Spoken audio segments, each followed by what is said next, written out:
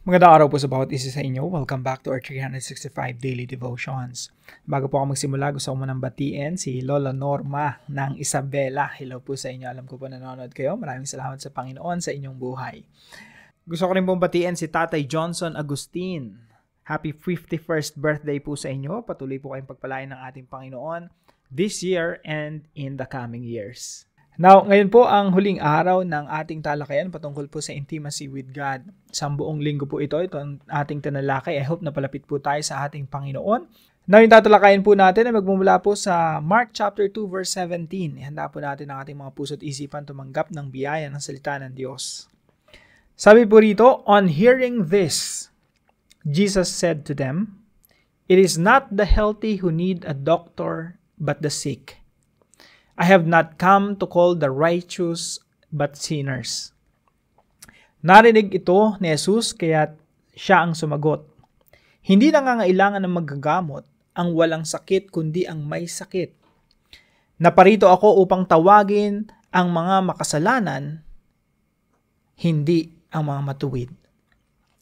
So, yung unang katuruan po natin ngayon, mga kapatid, Jesus can only be intimate with those who know they are sinners. Ang ating Panginoong Diyos ay maaari lamang magkaroon ng intimate, deep relationship with those people who understand and know that they are sinners. Pag hindi mo naunawaan na makasalanan ka, hindi mo nakikita yung sariling karumihan, hindi ka pwede magkaroon ng relasyon sa Panginoong Jesucristo. Bakit?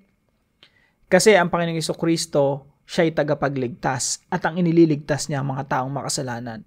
If you don't look at yourself as a sinner, you don't need a Savior. If you don't look at yourself as a sinner, you don't need a Savior.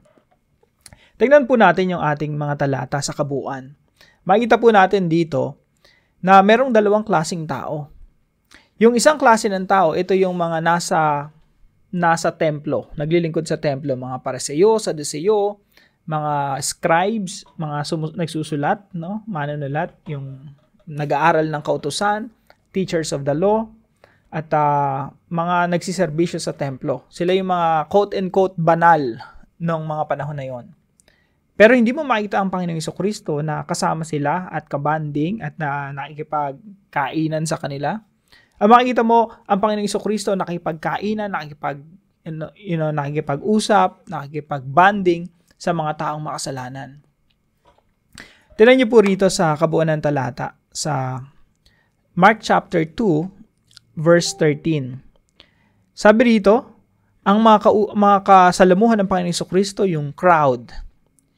Levi, son of Alphaeus, sitting at the tax collector's booth, isang maniningil ng buwis.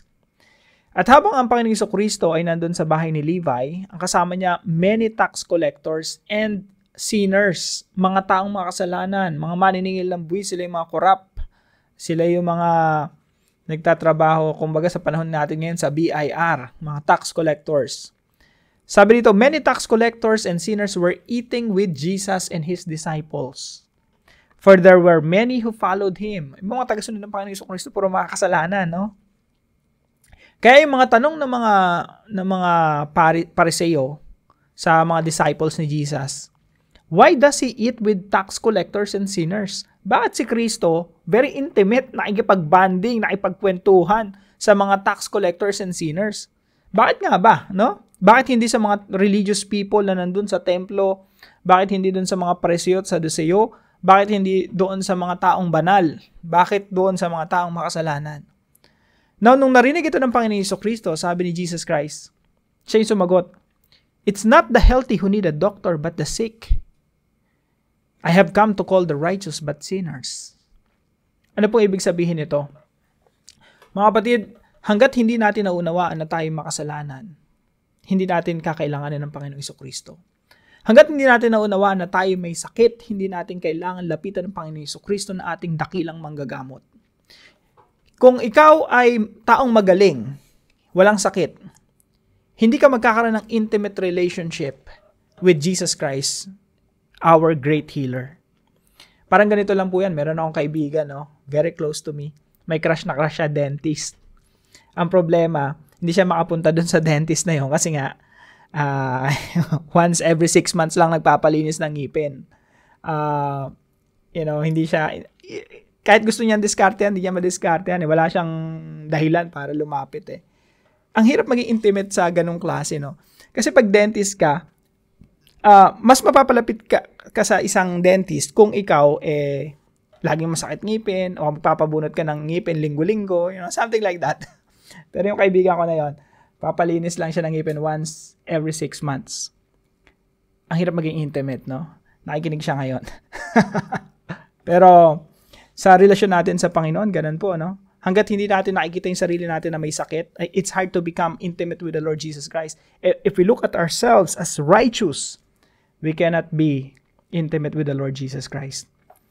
Hanggat tingin natin sa sarili natin banal, mabuti, you don't need a Savior. You don't need the Lord Jesus Christ. Kaya nga ang number 1 hindrance to intimacy with God, self-righteousness. Point number 2. Self-righteousness is the main hindrance to intimacy with Christ. Kapag ang tingin mo sa sarili mo banal, hindi mo kakailanganin si Jesus. Sabi dito ng ating Panginoong Jesucristo, I have not come to call the righteous but sinners. Naparito ako upang tawagin ang mga makasalanan, hindi ang mga taong piling nila matuwid sila. Kasi pag matuwid ka na, bakit kailangan ng Savior? Alam niyo po, nakakalungkot lang, tanongin mo ng napakaraming tao dito sa Pilipinas, no? Halos siguro 99% sasabihin nila mabuti sila. Kahit na yung pinakamakasalanan ng tao, sasabihin nila, mabuting tao naman ako eh. Wala dito magsasabi na mapapahamak siya. At dadana siya ng kaparusahan sa Diyos sa Judgment Day.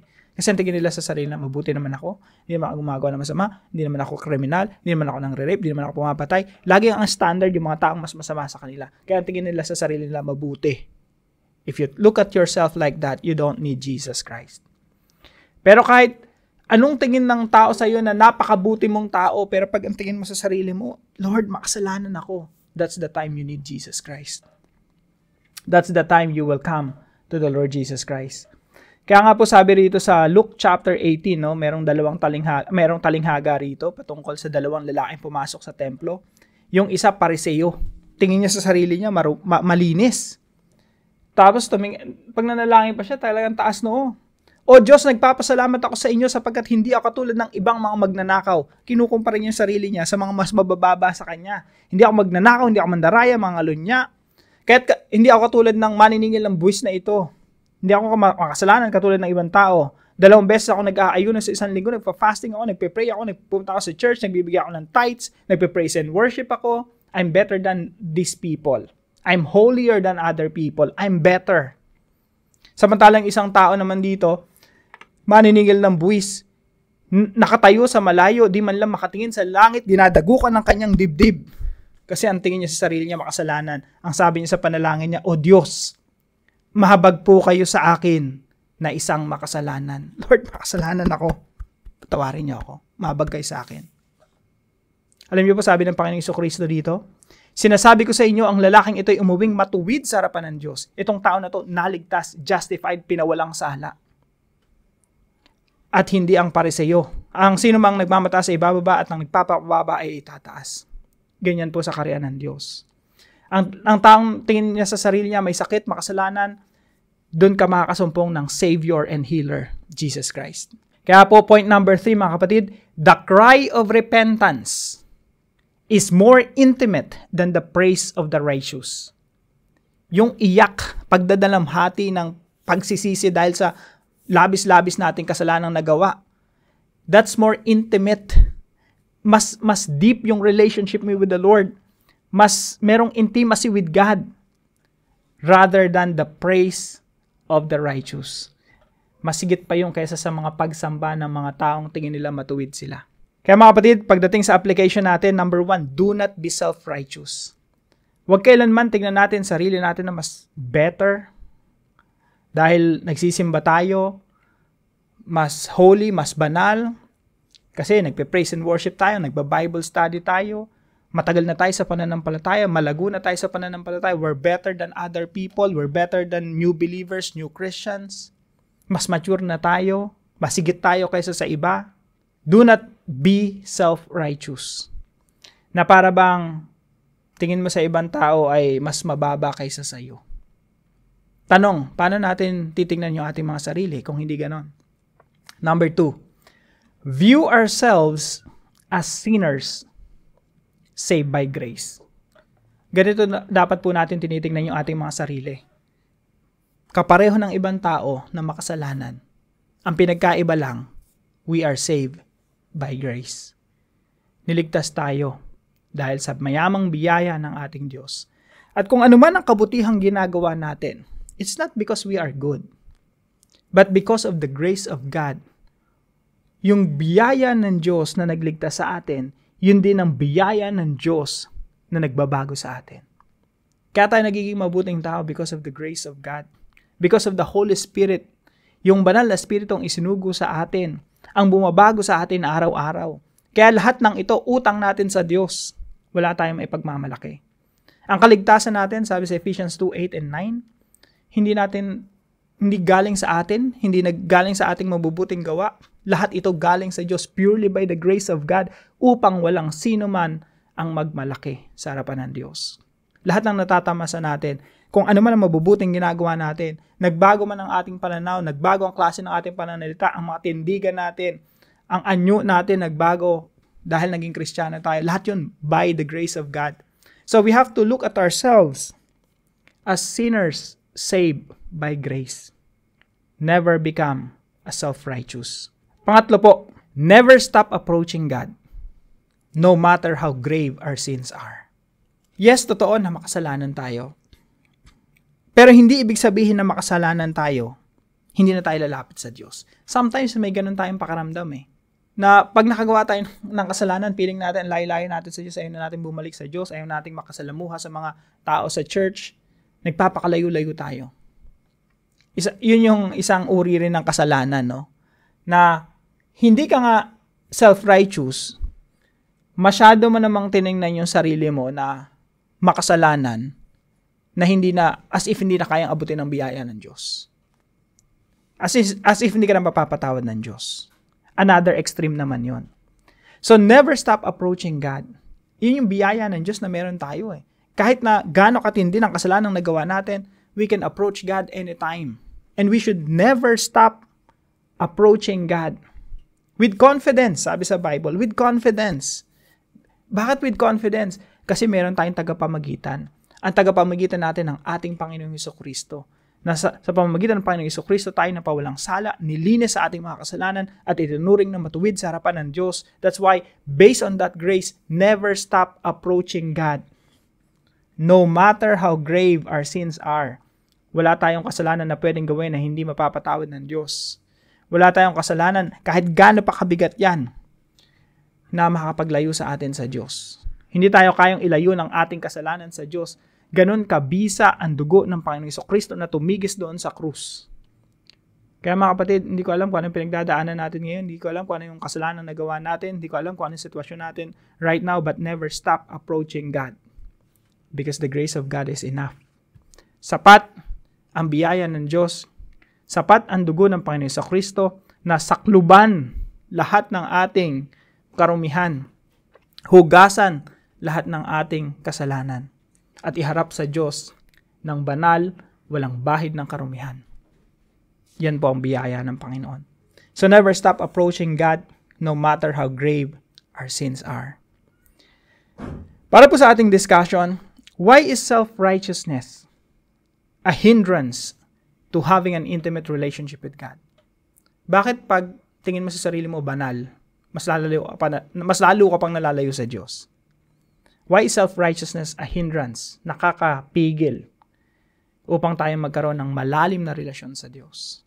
Pag-usapan po natin ito sa ating mga discussion groups at para naman po sa panalangin. Sabi natin, Father, forgive me because sometimes I see myself as holier and better than others. When in reality, I'm just a sinner saved by grace. Thank you for the gospel that saved a wretched sinner like me. I became holy and blameless All because of what Jesus did on the cross, purely by grace. I am forgiven, and I am cleansed by the blood of Jesus. Lord, teach me humility. Rebuke me whenever I become self-righteous. It is my deepest desire to be intimate with you. In Jesus' name, amen and amen. Dito po nagtatapos yung ating series patungkol po sa intimacy with God. Let's continue to pursue intimacy with the Lord Jesus Christ. Salamat po sa katuwang natin sa devotion na ito na si Brother Arnold. Maraming salamat sa iyo, kapatid. Pagpalain ka ng ating Panginoon. At kung kayo po ay may natutunan sa devotion na ito, ipalam niyo lang po sa comment section right below this video. And please don't forget to share this devotion to your family and friends. God bless you. See you tomorrow for our new series.